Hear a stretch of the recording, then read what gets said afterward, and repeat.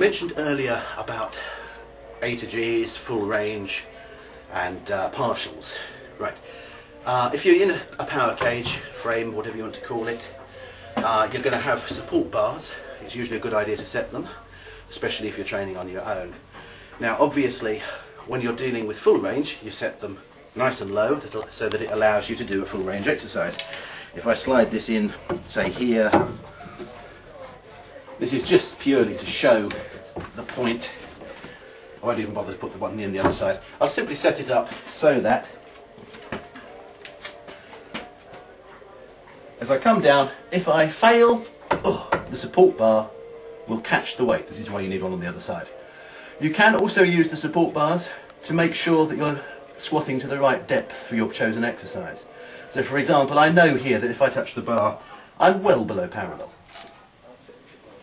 Let's re-rack.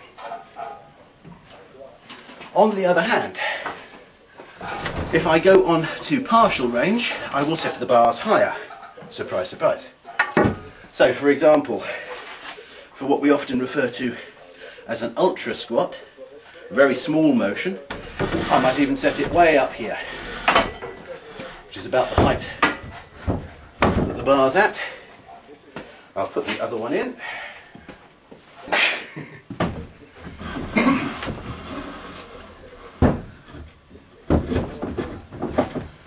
There we go. Now this is the only range that I'm going to be lifting over with this exercise. Get that out of the way. All I'm doing here, getting under, setting up just the same as usual, and now I do a small range motion.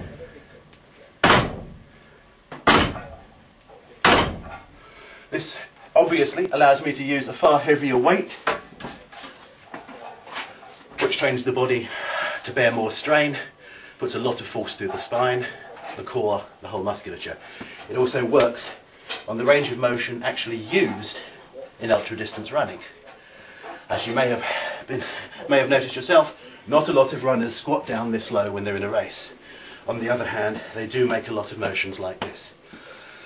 Ideally, you want to use full range motions at the start of your workout to warm up and to preserve muscle balance. Do it with an appropriate weight, make sure you've got some strength there. Then, later on in the program, you probably will move more to partial range motions with heavier weights. It's always important to include some full range motion, in other words deep squats, when you're doing this, basically to stop you becoming imbalanced in the muscles. However, a lot of the training for runners should be done within the active range of motion of running.